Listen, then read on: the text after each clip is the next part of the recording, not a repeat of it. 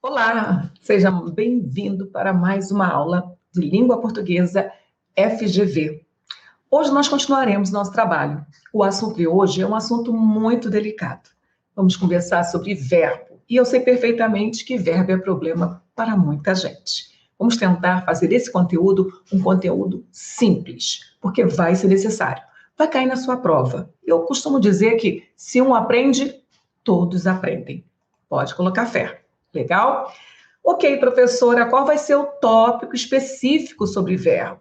Eu vou passar em vários assuntos. Vários assuntos do verbo eu vou tocar, porque nós temos que tangenciar aqueles assuntos que a banca com certeza vai pedir. E por que com certeza, professora? Com certeza porque vai haver texto, né, gente? E se há texto, é importante conhecer modo, comportamento, sentido, mas tudo viável, tudo possível.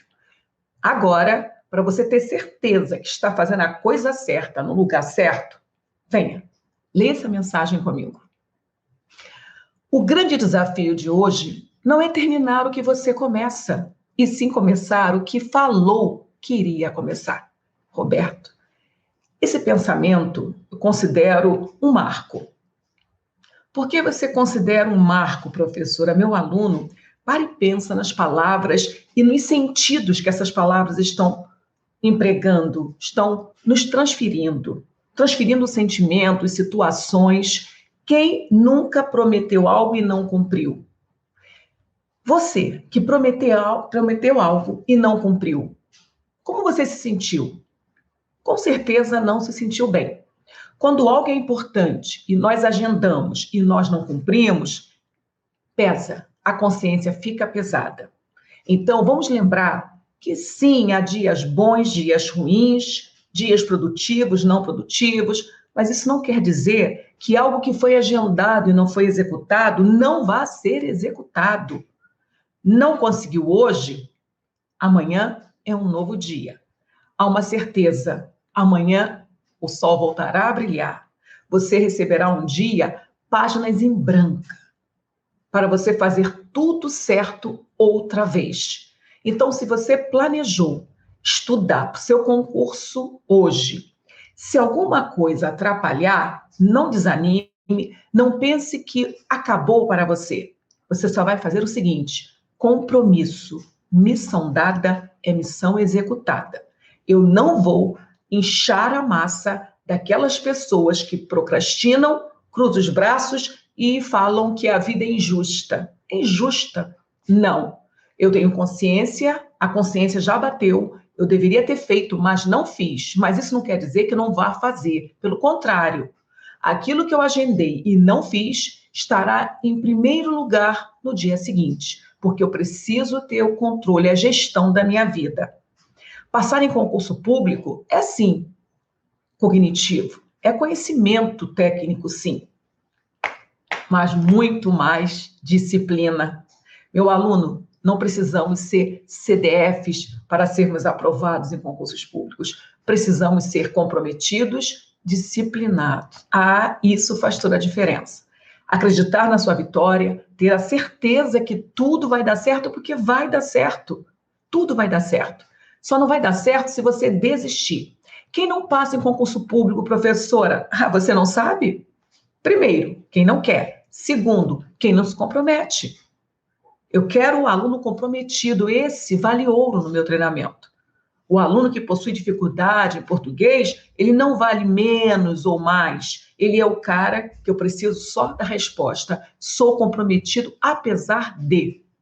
Então, acredite. Acredite que para você realizar o seu sonho, você só precisa de você mesmo. Como assim, professora? É, meu aluno. Você não precisa de plateia. Seus sonhos não precisam de plateia. Eles só precisam de você. E preste atenção, às vezes, criar essa plateia é um problema. Porque no meio daquela plateia, há pessoas jogando a favor e há pessoas jogando contra. E, querendo ou não, o homem é suscetível a seguir opiniões. Então, acredite, o sonho é seu. O único responsável pela realização desse sonho é você, só você. Ou você ainda não entendeu? Você ainda não entendeu, meu aluno. Você ainda não entendeu que ninguém irá te salvar. Esta vida é 100% responsabilidade sua. Ah, eu vou esperar um salvador da pátria. Esquece, você não está no mundo de Alice. Não há ninguém com essa obrigatoriedade. Você precisa entender da palavra autorresponsabilidade. E quando você entender o significado genuíno da palavra autorresponsabilidade, aí você vai concordar com esta mensagem. Todo leão já foi pequeno, fraco e vulnerável. Ninguém começa grande. Se língua portuguesa ainda é um problema para você, todo leão começa pequeno, fraco e vulnerável. Ninguém começa poderoso. Eu não nasci sabendo português. Eu me dediquei a essa missão. Então, há tempo, é possível e só depende de você. Mas nunca deixe esse pensamento sair da missão do dia. Ninguém vai salvar você porque a sua vida é de sua responsabilidade. E tudo que você fizer é fruto do que você estiver pensando. Quem manda no corpo é o mental, quem manda no corpo, nas suas ações, é o pensamento. Então, pensamentos proativos levam a pessoa para a ação. Pensamentos depressivos levam as pessoas para a inação. Onde você quer ficar? No campo dos jogadores ou no campo daqueles que estão só vendo a banda passar? Eu tenho certeza que você é um ótimo jogador, que você é uma ótima jogadora e está aqui para fazer muito sucesso. E aí, qual é o bate-papo, professora? Vamos falar de verbo. Vamos falar da classe gramatical mais poderosa que há, meu amigo. O segundo tópico do edital de vocês fala em semântica. Mas dentro de semântica foi colocado sentido e emprego dos vocábulos. O que é isto, Cláudia? Isso é simplesmente um mar, gente. É um tsunami, é algo infinito e maravilhoso, instigante, incógnito, é algo fantástico, né? São as palavras. E se falamos de palavras, falamos também de campos semânticos. E o que é isso, professora? Nós vimos, e vocês, inclusive, deram um show de bola. Vocês entenderam perfeitamente o que é esse o campo semântico, né? Cai muito. É impossível você compreender texto sem entendimento do campo semântico. Então, vamos estar atentos a esse campo semântico. E hoje entra o emprego de tempos e modos verbais em português. Agora, é curioso, e é por isso que eu quero que vocês dobrem as atenções. A Banca FGV colocou o tópico verbo dentro da chamada 2, que é semântica. E no comum, onde vocês encontram o tópico verbo? Na próxima, na chamada 3, morfologia. Lá, 10 classes gramaticais, uma delas é o verbo. O que fez a banca? A banca colocou o verbo aqui, dando um destaque fenomenal, mas coloca lá também. Fique esperto.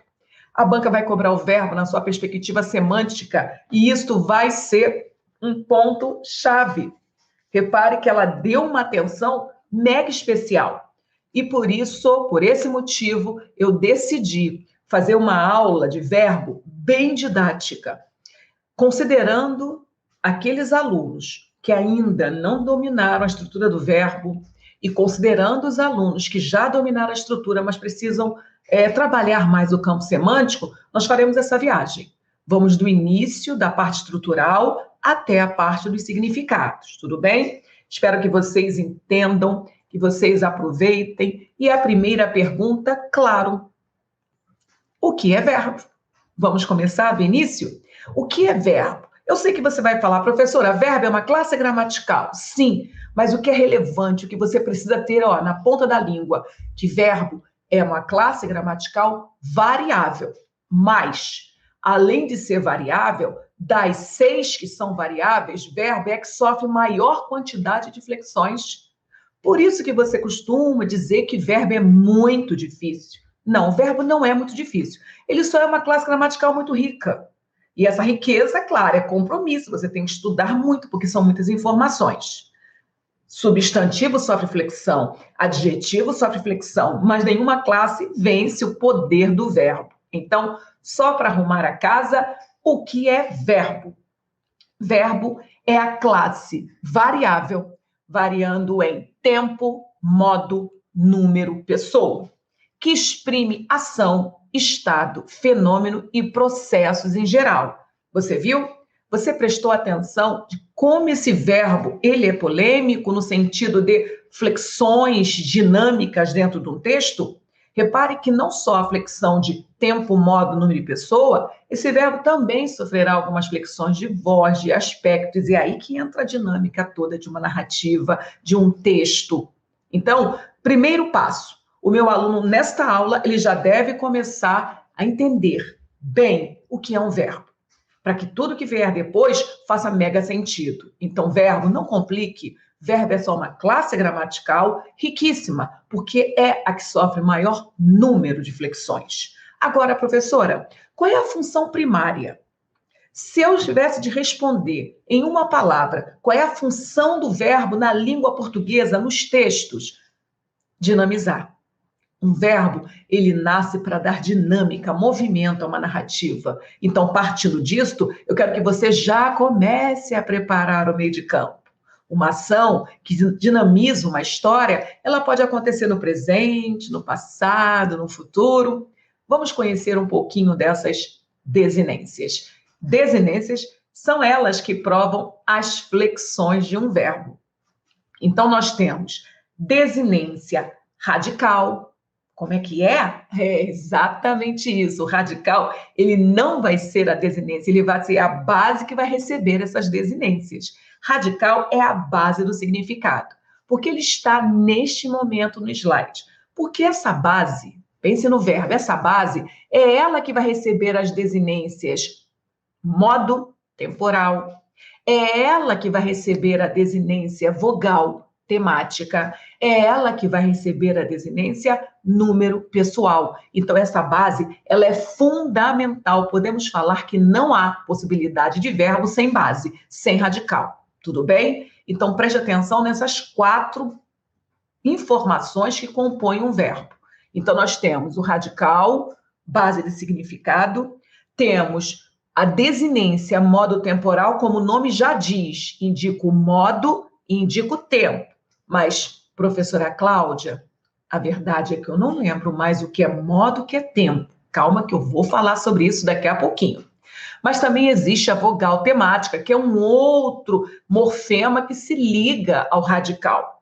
Não lembro mais o que é vogal temática. Calma, que daqui a pouquinho eu vou explicar que essa vogal temática serve para sinalizar, indicar qual é a conjugação do verbo. E por último, nós temos a desinência número pessoal. Você concorda que essa desinência ela é muito tranquilinha? Se ela é número, ela vai explicar o número. E quais são os números da língua portuguesa? Singular e plural. Se é pessoal, vai indicar a pessoa. Número pessoal, pessoal está ligado à pessoa. Então, você vai ter que sinalizar qual é a pessoa do verbo. É a primeira pessoa? É a segunda pessoa? É a terceira pessoa? Tudo isto se materializa desta forma. Preste atenção nessa estrutura. Agora, eu encaixei um verbo. Olhem bem, olhem com atenção. Vocês viram? Olha, cantávamos. O cante é o radical, é a base de significado, é a alma desta palavra. Logo após o radical, aparece a vogal temática, que serve para indicar a conjugação do verbo. Neste momento, esse verbo pertence à primeira conjugação. Então, vão, no momento, só compreendendo os pedacinhos que montam um verbo. Tudo bem? Logo após a vogal temática, aparece a desinência de modo temporal, que neste caso é o vá. Sendo o vá, eu já sei, porque já decorei. O vá comunica pretérito imperfeito e esse tempo pertence ao modo indicativo. Não lembro, professora, calma, nós vamos devagar e vamos chegar ao final. A última desinência sempre será de número pessoal. Então, o mois, eu já sei, porque eu já decorei que é a primeira pessoa do plural. Você prestou atenção? Eu falava sempre, já decorei. Isso quer dizer o quê, professora? Que a matéria verbo, ela é muito mnemônica. O meu aluno, para ser fera, para ser perito em verbo, ele precisa, claro, de entendimento, isso aí não vamos abrir mão nunca, mas de muita memória. E é aí que mora o perigo, porque o aluno acha muito difícil, né? Para não dizer muito chato, decorar todos esses pedacinhos, que, por sinal, são chamados de morfemas. Morfemas são pedaços que compõem uma palavra, mas são pedaços dotados de significação. Morfemas, diferente de fonemas, diferente de letras. Então, para ser morfema, tem de mandar recado, tem de significar algo. Nós temos o primeiro morfema, que é o radical. O que significa, professora? A base da palavra. A base onde todos os outros elementos vão se acoplar. Logo após vem a vogal temática. É morfema, Cláudia? Sim, porque também manda recado. Nós veremos que o verbo possui a vogal temática A, indicando primeira conjugação. Existe a vogal temática E, indicando verbos da segunda conjugação.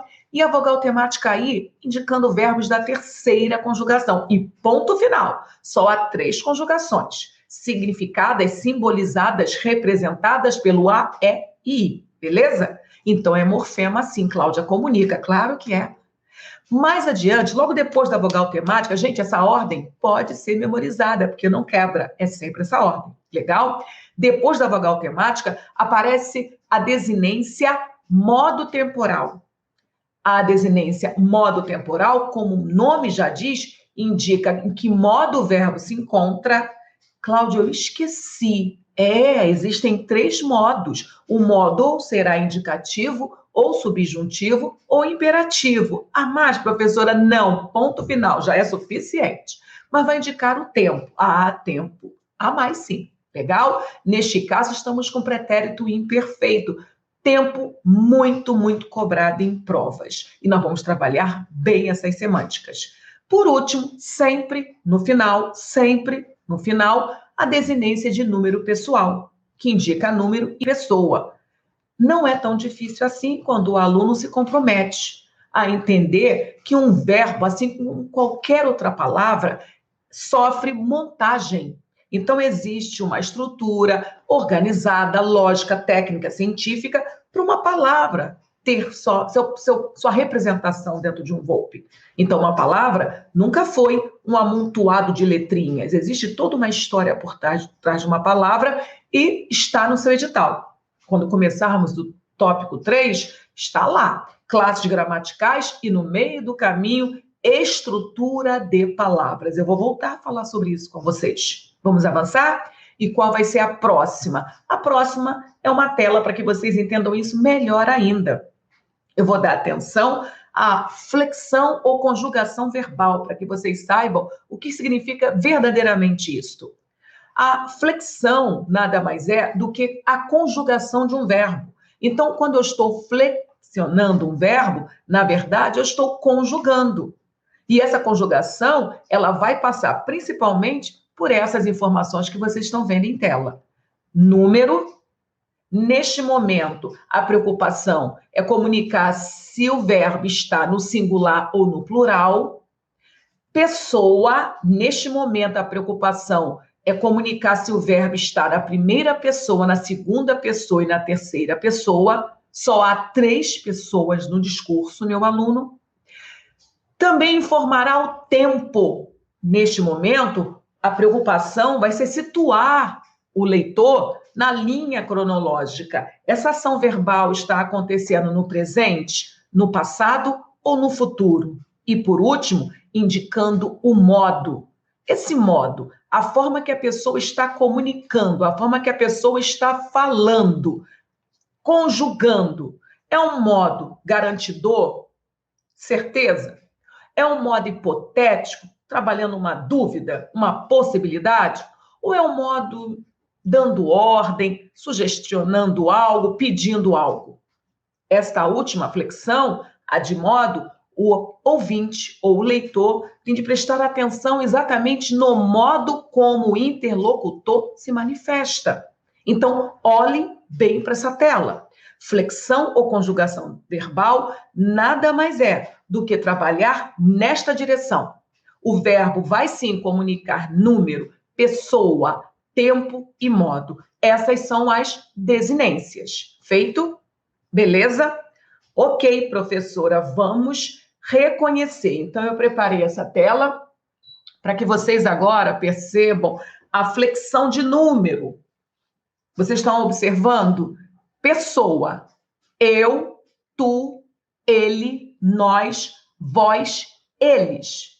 Uai, professora, são 3 pessoas do discurso ou são 6? Eu estou vendo 6 pessoas. Calma, você não está vendo 6, não. Você está vendo 3. Só que, ora, essas pessoas se manifestam no singular, eu, tu, ele.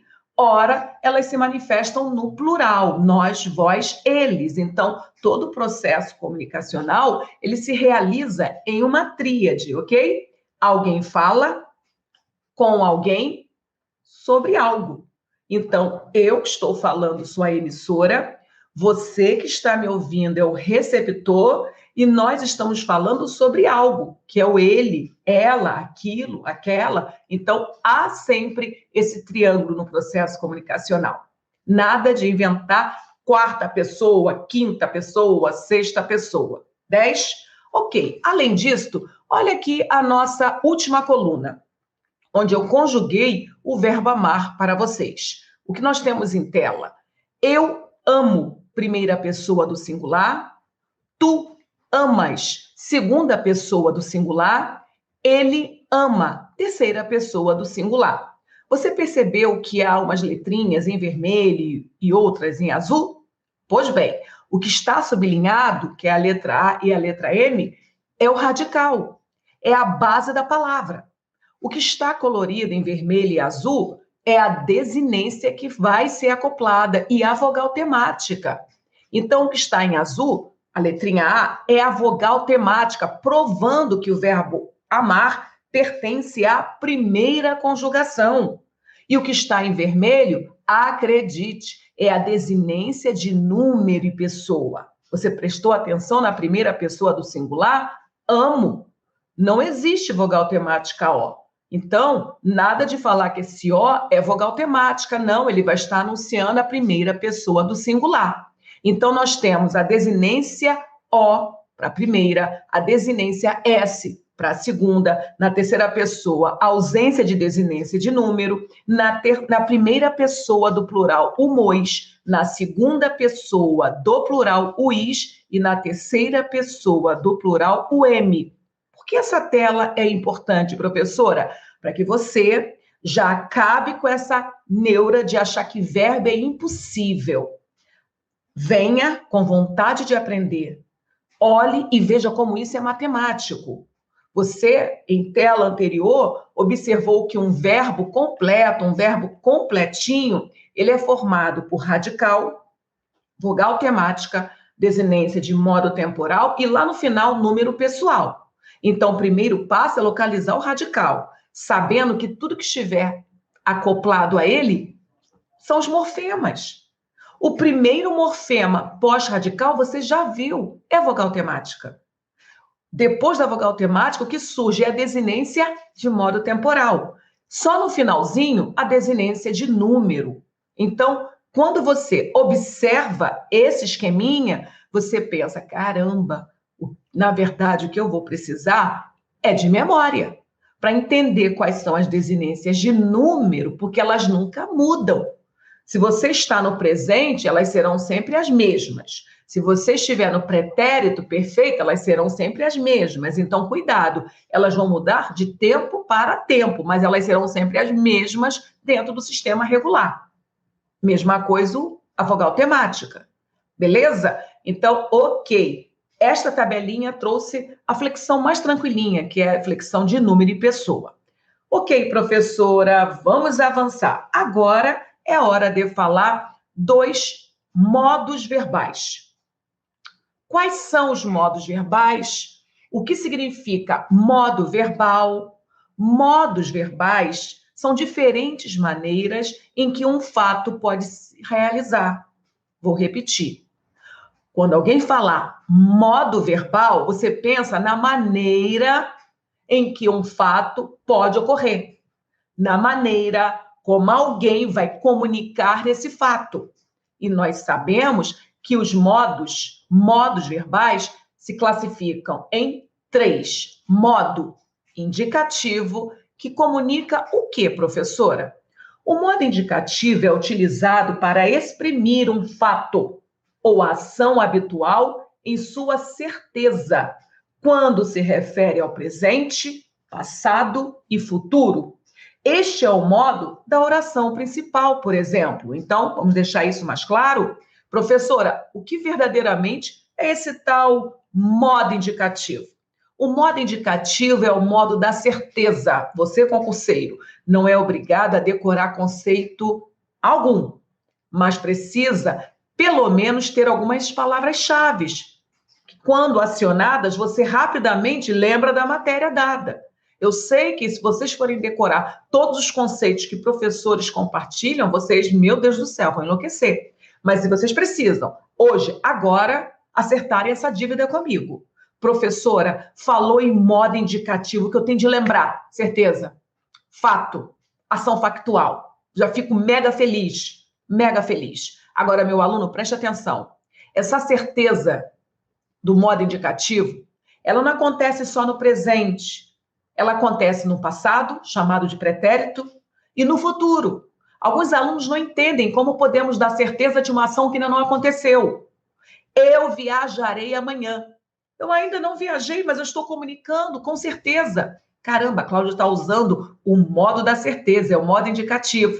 É diferente de eu falar, talvez viaje amanhã. A Cláudia está abrindo possibilidade de viagem. Ela não está abrindo certeza de viagem. Estamos juntos? Beleza? Então, foco nesse modo indicativo, que é um modo que vai comunicar um fato com certeza. Estando esse fato no presente, no pretérito, no futuro, isto não influencia. Olhe para o fato. Vamos agora para o entendimento do modo subjuntivo. Quando, professor, o modo é subjuntivo? O modo subjuntivo é aquele que apresenta ação imprecisa, duvidosa ou eventual. Este é o modo verbal exigido nas orações que dependem de outros verbos. E aí, fazendo sentido para vocês? Vocês perceberam que o modo indicativo, ele aparece na oração principal e que o modo subjuntivo já aparece na outra, na subordinada? Porque a conjugação no modo subjuntivo é a conjugação da possibilidade. Meu aluno vai olhar para o texto e vai falar assim, uai, essa informação não está sendo dada com garantia. O que eu observo é que há uma possibilidade. Se eu estudasse, teria passado no concurso. Uau! Mas não está dando garantia do estudo? Não, não está dando. Quando eu viajar, não está dando garantia da viagem? Não, não está dando. Então, o modo subjuntivo é muito importante, mas é mega importante que vocês tenham essa sensibilidade, porque é o início do jogo, gente. Depois da parte estrutural, que eu considero bem tranquilinha, porque ela é cartesiana, radical, vogal temática, desinência modo-temporal, desinência número pessoal, acabou. Se você desejar, você decora e ponto final, mas agora não. Agora entramos no quadrado da dinâmica dos sentidos. É muito bonito. Gente, vamos desconstruir esse preconceito sobre a matéria verbo. O verbo é uma matéria lindíssima. Nós não damos um passo sem manifestarmos um verbo. O verbo está presente no nosso dia, na nossa vida. Vamos fazer um acordo aqui, vamos estabelecer um contrato. Entramos no jogo para ganhar, nós vamos aprender verbo. Não só que concurso, isso é imediato, mas vamos aprender verbo porque somos brasileiros e precisamos dominar essa classe gramatical até para servirmos de exemplos para outros brasileirinhos, ok? Então, vamos para o resuminho, vamos para o resumo. Quando que este modo é indicativo? Quando a informação é manifestada na garantia.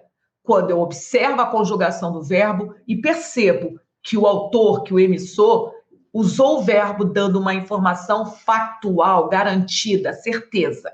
Professora, quando o modo é subjuntivo? Quando você observa fragilidade na ação, no sentido de não há garantia, é possibilidade. É uma possibilidade de ocorrência e não uma garantia. Existe dúvida no contexto. Simples assim. E não para aí. Existe mais um modo, o modo imperativo, que, por sinal, nossa galerinha cisma de associar o imperativo exclusivamente ao modo da ordem. Cuidado! Ao modo imperativo, há uma associação com a ordem, mas não só com a ordem. O modo imperativo não só manda, gente, é restringir demais um modo tão importante. O modo imperativo é um modo verbal utilizado para exprimir uma atitude de ordem, ok? Mas de conselho, de convite, solicitação, sugestão. Então, o modo imperativo não entra nessa situação de decorar de forma restritiva, porque estudar para concurso público é muito perigoso, né? No sentido do aluno não estudar certo.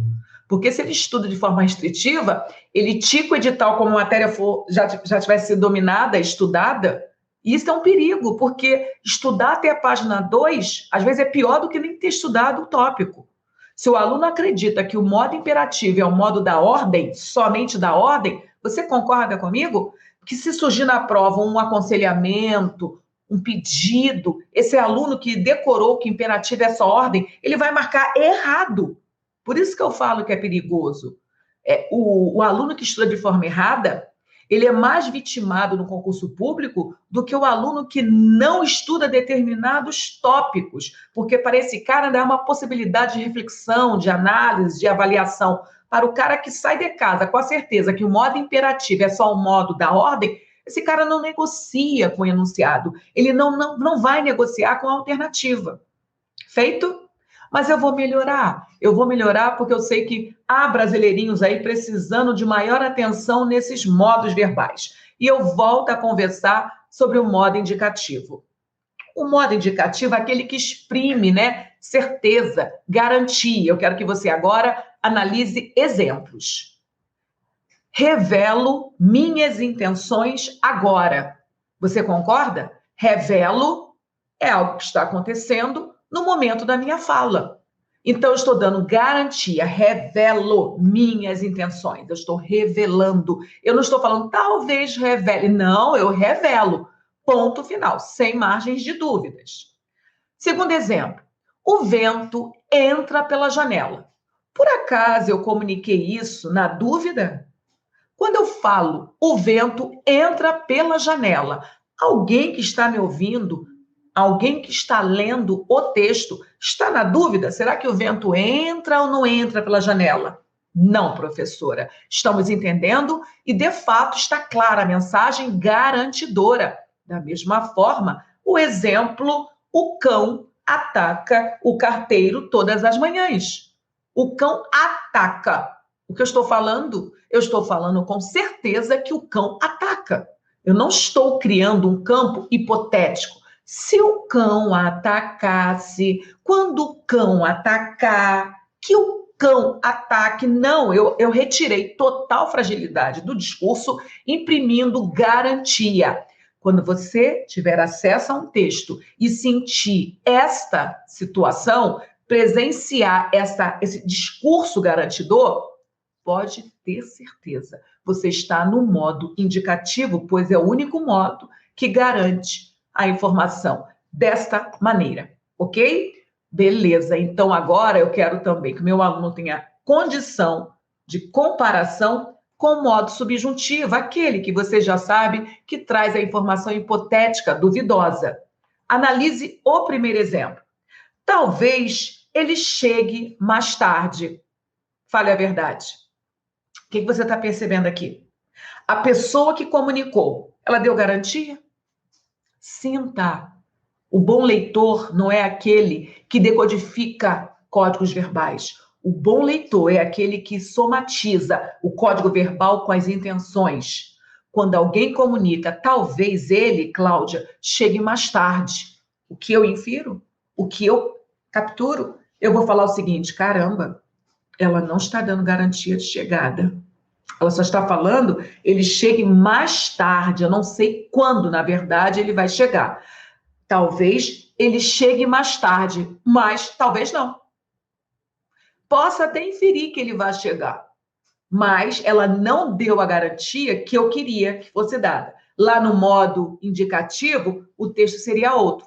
Ele chegará mais tarde. Ponto final. Agora, talvez ele chegue mais tarde. Repare que o talvez ainda ajuda chegarmos a esta conclusão. Feito? Mais exemplos. Eu quero que você agora pense sobre este período. Se não viessem, não esclareceriam a situação. Se não viessem, não esclareceriam a situação. Mais uma informação que não está sendo dada com certeza. Todos esses verbos conjugados com essa fragilidade são verbos que se encontram no modo subjuntivo. Quando chegarem, sirvo os restantes. Quando chegarem, sirvo os restantes convidados. Restantes dos convidados, né? Então, foquem no chegarem. Quando chegarem, o que vocês estão percebendo aqui, gente? Quando chegarem. Há certeza nisso?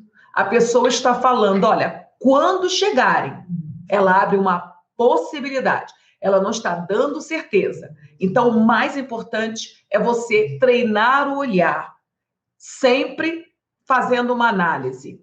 A informação comunicada está sendo dada de forma garantidora? Está. E aí vai investigar, porque você está no modo indicativo. Isso é importante porque você vai, daqui a pouquinho, aprender quais são os tempos que compõem o modo indicativo. Você diminui seu campo de análise. Se você já sabe que o verbo está no modo indicativo, então você começa a pensar, então vai ser esse tempo, este. Mas se você ler algo e observar que a mensagem está sendo dada de forma hipotética, duvidosa, aí você já parte para o modo subjuntivo e também diminui seu campo de ação para descobrir o tempo.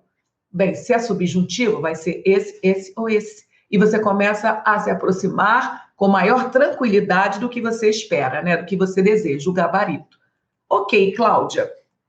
E sendo o modo imperativo, que nós já sabemos que não se resume só no modo da ordem, pode ser também um conselho, um convite, uma solicitação, sugestionamento.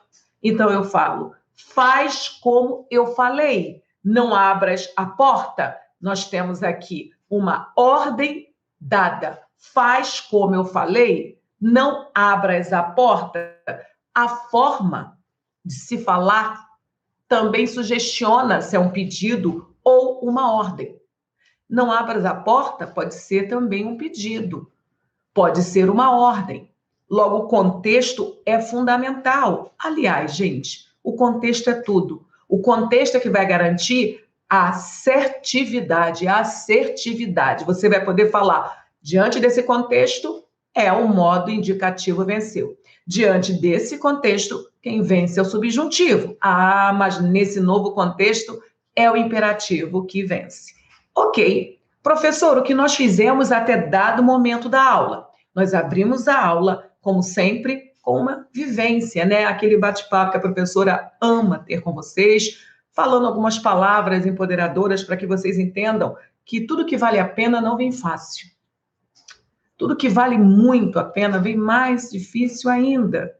Eu quero que vocês entendam que ninguém nasce sabendo e quem aprende é porque se comprometeu. Logo depois, nós fomos para a palavra de 1 milhão, a pergunta de 1 milhão. O que é verbo? E revisamos que verbo é classe gramatical variável que sofre 4 principais flexões. Principais, porque há mais. 4 principais flexões. Modo, tempo, número e pessoa. Apresentei a estrutura de um verbo completo. Um verbo completo é constituído por 4 morfemas. O morfema radical, base da palavra, o morfema vogal temática, indicador de conjunção, o morfema modo temporal, que sinaliza para o modo, que acabamos de verificar, tempo, e, por último, o morfema número pessoa, que indica a pessoa e o número de quem está falando. Então, até dado momento, fomos até aqui. entramos na discussão dos modos verbais, onde nós revisamos que há 3. Modo indicativo, que é da certeza, subjuntivo, que é da dúvida, e o imperativo, ordem, conselho, sugestão, e demonstrei. Agora, o meu aluno já tem uma visão geral. E sim, vamos agora para a parte que eu considero mais delicada. Mais delicada. Nós vamos agora trabalharmos os tempos verbais. Eu sei perfeitamente que vocês acham tempos verbais algo impossível. É 880. O aluno ama ou ele odeia a matéria verbo, né? Meus alunos, vou falar para vocês algo que não é segredo. Concurseiro não pode amar ou odiar. Concurseiro tem de administrar. Porque todos os conteúdos do edital, todos serão motivos de celebração quando você assinar a sua posse. Não existe preconceito. E tratando-se de língua portuguesa, brasileirinho, é motivo de orgulho você falar a língua portuguesa. Então, vamos entender que hoje é o dia de para vocês, né, quebrar esse preconceito com a matéria verbo. Tempos verbais, professora? E agora? O que eu preciso memorizar? Que tempos verbais são momentos em que ocorre a ação. Faz sentido? Se o modo comunica a forma como isso ocorre, tempo vai situar você na linha cronológica. Momento em que ocorre a ação. Então, nós temos o primeiro tempo verbal. Vamos falar do presente do indicativo. O presente do indicativo comunica o quê? Que a ação acontece no comum, no momento da fala. Mas, professora, há algum caminho para facilitar a minha memorização? Sim. Para reconhecer esse tempo, pense no vocábulo hoje. Então, para ajudar na conjugação, hoje eu falo. Hoje ele bebe. Hoje nós dividimos. Hoje por quê? Porque o hoje, rapidamente, qualquer falante vai associar ao presente. Isso ajuda na hora da conjugação. Observe a tabela. Na primeira coluna, as pessoas. Repare que eu coloquei um verbo na primeira pessoa, na primeira conjugação, que é o verbo falar. Coloquei o verbo exemplo da segunda conjugação, que é beber, e coloquei o verbo na terceira conjugação, que é o dividir. E vamos fazer esse percurso até o final.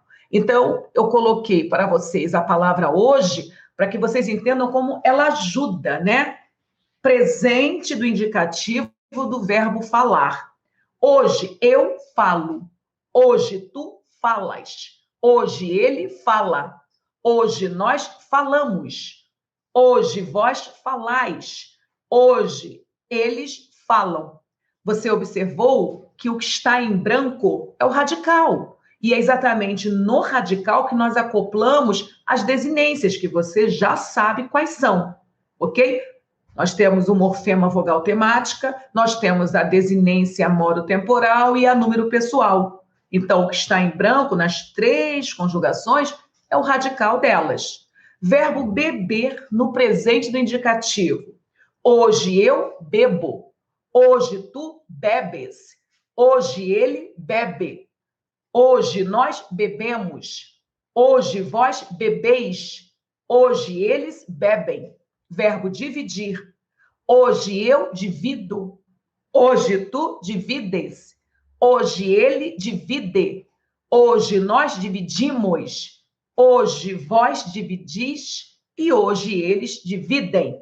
Então, preste atenção que o hoje vai ajudar. E por que isso é importante, professora? Porque há alunos que sentem dificuldade na hora de decorar conjugação verbal. Isso pode ser facilitado, para lá nós vamos. Muito bem, falamos do que significa o presente, momento que acontece, que a ação verbal ocorre, né? No caso, no momento da fala. Ação que se desenvolve no momento da fala. Aí meu aluno acredita que é só isto e ponto final. Como é que é, professora? O presente é o tempo verbal, presente do indicativo, né? Estamos falando só do modo indicativo. O presente é o tempo verbal onde essa ação se desenrola no momento da fala. Só isto? Não. É aí que está a nossa banca. É aí que entra o concurso público, né? É aí que está a diferença. Não só, é isto também.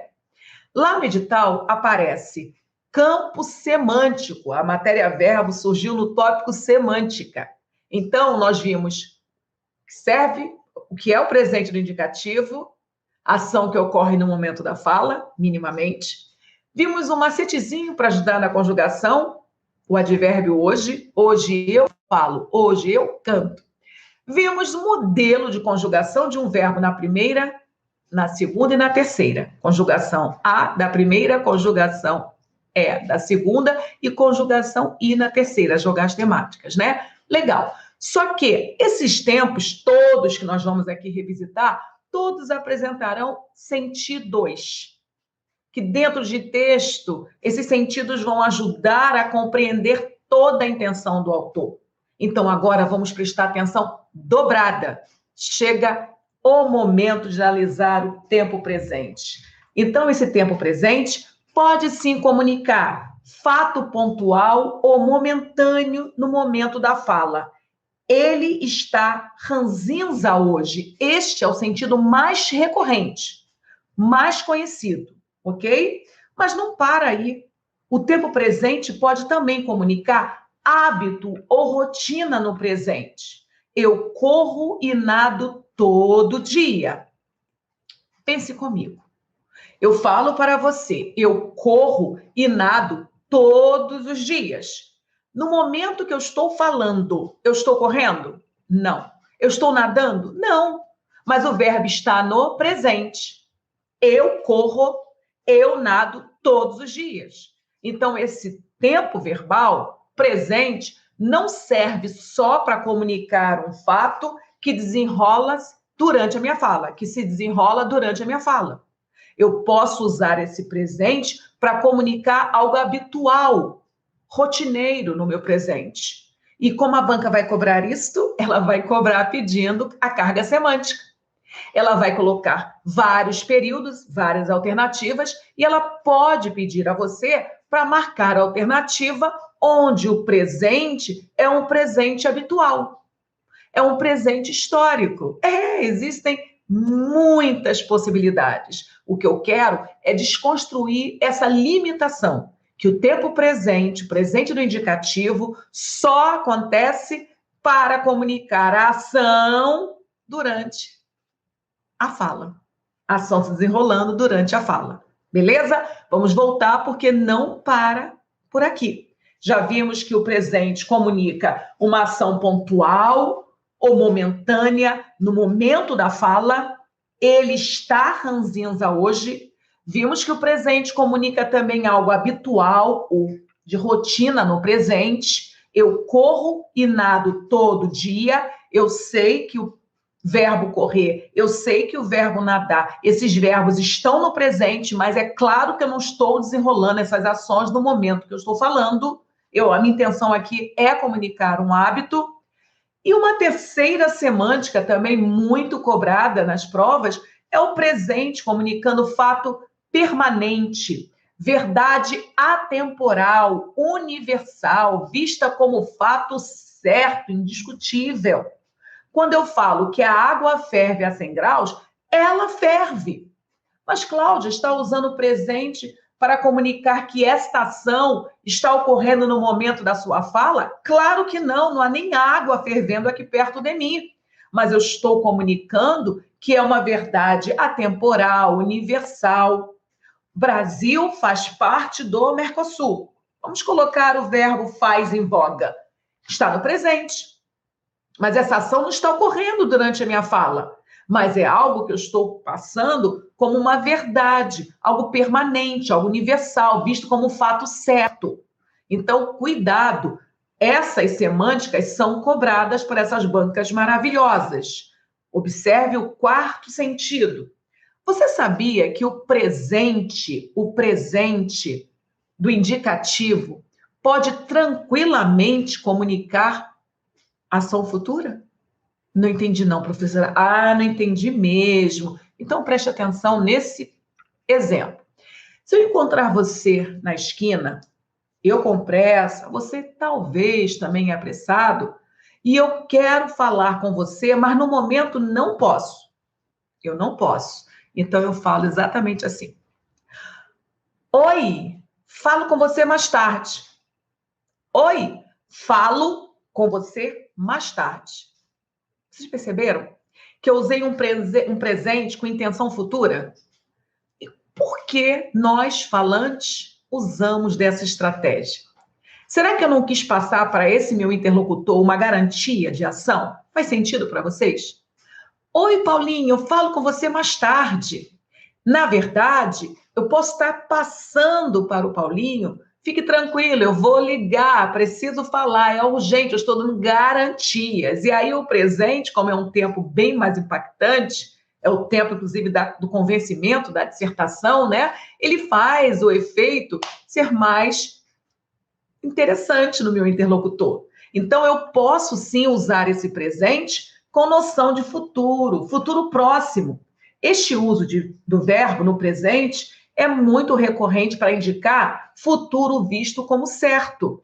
A novela começa hoje à noite. Arrume-se logo, o táxi chega a 10 minutos. Então, nós estamos usando um presente, mas para dar a certeza de uma ação futura. Tudo isto, quando cai em prova, tudo isto é o momento que o verbo está sendo acionado no seu campo semântico. Vocês viram que o verbo pode tranquilamente ser acionado no campo estrutural. Quando a questão é simplesmente estrutural, e ela pode sim cair, porque no tópico 3 aparece estrutura de palavras, ela pode cair sim. Quando a questão é simplesmente estrutural, o organizador da questão não vai tangenciar em campo semântico, ele quer a parte seca, árida, os morfemas. Agora, quando a questão é semântica, meu aluno é neste quadrado aqui que você estará, meu aluno. É neste quadrado. A minha preocupação de sintetizar o que é o tempo, dar uma dica para facilitar a conjugação, apresentar uma tabela com modelo de conjugação e depois apresentar o campo semântico, é para que você tenha essa organização. Eu vou sempre, no final de cada tempo, apresentar a semântica do verbo. E essa semântica é contextual. Sempre você vai observar que aquele tempo que você na escola estudou com uma única possibilidade interpretativa, isto em concurso público não vai existir. Lá a banca vai usar desta análise para descobrir se você, de fato, é um leitor realmente. Pseudo-leitor é uma coisa, leitor efetivo é outro. Então, nem todos os presentes vão comunicar ação que desenrola no momento da fala. Eu tenho, inclusive, um presente que sinaliza garantias para o futuro. E não para por aí. Veja esse, como é muito interessante. Presente histórico, narrativo. Nesse caso, o presente tem referência a ações no passado, muito comum nas narrativas e biografias. Serve para dar maior atualidade, dinamismo, verossimilhança ao evento narrado, tornando-o mais próximo do leitor. Em 1908, nasce o mito. Uai, professora, não é passado? Por que não se usou nasceu? A intenção foi exatamente trazer o passado para o presente, dar mais força a esse pretérito. Então, nós usamos o presente para marcarmos, darmos uma ênfase a esse passado. Machado de Assis publica Dom Casmurro em 1888. É claro que o meu aluno sabe que essa ação é pretérita, mas estilisticamente, ao usar o presente, nós damos mais importância. Brasil é descoberto. Ué, por que não o Brasil foi descoberto? Vale também. Só que quando eu uso o tempo pretérito para representar uma ação passada, não há nada de ilegal, de fantástico, fantástico de quebra de paradigma. Mas quando eu pego o presente, meu aluno, e articulo, porque nossa língua é maravilhosa e as possibilidades são infinitas, quando eu pego um presente e associo ao passado, quando eu pego o presente do indicativo e associo o futuro, é aí que o brasileiro percebe as possibilidades que nós temos com essas palavras. É exatamente neste lugar que essas bancas semânticas maravilhosas ficam. As bancas semânticas, elas estão hoje no mercado, graças a Deus, para mostrar a vocês que saber língua portuguesa é muito mais que dominar a fria e positiva gramática. De nada vale decorar uma gramática se não conseguimos articular na grandeza, na beleza do discurso. Então, o presente do indicativo não é uma caixinha fechada. Eu posso usar o presente revisitando o passado, eu posso usar o presente para conhecer o futuro. E dentro de uma narrativa, o leitor efetivo, o leitor verdadeiro, ele vai encontrar todo o sentido necessário para dialogar com essas pluralidades. Então, sem muito complicar o meio do campo, você vai sair desse primeiro momento com uma certeza.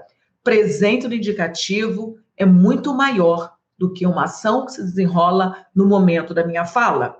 E vai perceber que você, falante, usa todos esses sentidos, mesmo sem a consciência nomenclatural, porque você sabe língua portuguesa muito, mas muito mais do que você pensa saber. Nós temos uma gramática intuitiva poderosa. E a boa notícia é que essas bancas semânticas valorizam demais essa gramática intuitiva. Eu já falei para vocês, eu não tenho dúvida que vocês vão passar. Eu, Cláudia, eu estou me dedicando, eu estou me entregando, eu estou compartilhando com vocês, porque eu durmo e acordo com uma certeza. O aluno que se comprometer, ele vai passar. Eu estou fazendo a minha parte. Eu só espero que vocês também estejam fazendo a de vocês. Dá para passar? Meu Deus, claro que dá, meus alunos. Claro que dá. Então, é com este pensamento que eu vou fechar esse primeiro bloco, ok? Para que você leve esse pensamento para a vida. Esse pensamento pode levar você para a assinatura do seu concurso, para a posse. O grande desafio hoje não é terminar o que você começa, e sim começar o que falou que iria começar. Meu aluno, espero você para mais bate-papo sobre a matéria verbo. Essa conversa só está no início. Até mais.